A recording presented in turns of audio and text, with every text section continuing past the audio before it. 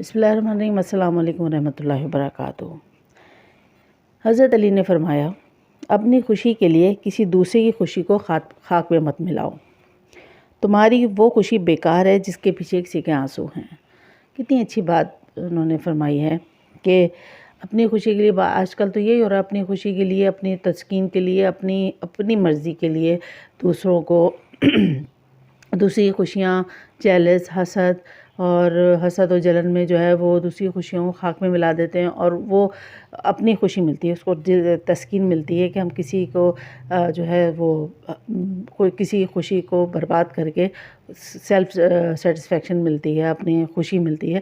تو اس سے کیا ہوتا ہے کہ اور پھر جب آپ خوش ہوتے ہیں، جب آپ کی کوئی خوشی آتی ہے اور اس کی وجہ آپ کی وجہ سے کوئی آنسو بہا رہا ہے، تو وہ بیکار ہے وہ خوشی آپ کے لیے، کیونکہ وہ اس سے آپ نے کسی کو جو ہے تکلیف پہنچائی ہے، اس کا دل دکھایا ہے، تو اس کی وجہ سے اس کی آنکھوں میں آنسو آئے اور اس کے بعد آپ اپنی خوشی منا رہے ہیں، تو یہ بہت غلط ہے، کیونکہ اس کا کوئی فائدہ نہیں ہے، وہ بیکار ہے۔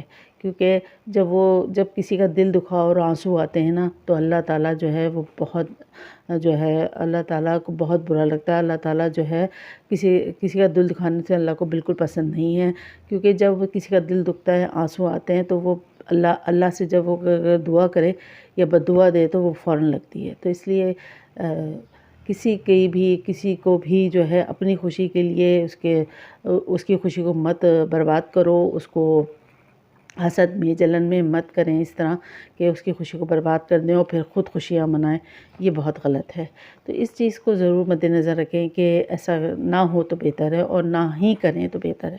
تو اس سے انسان کی خوشیوں کا خیال رکھیں۔ جب آپ کسی دوسری خوشی کا خیال رکھیں گے تو اللہ تعالیٰ آپ کو بے انتہا خوشیاں دے گا۔ تو اس چیز کا ضرور خیال رکھیں۔ چلتی ہوں، فی امان اللہ۔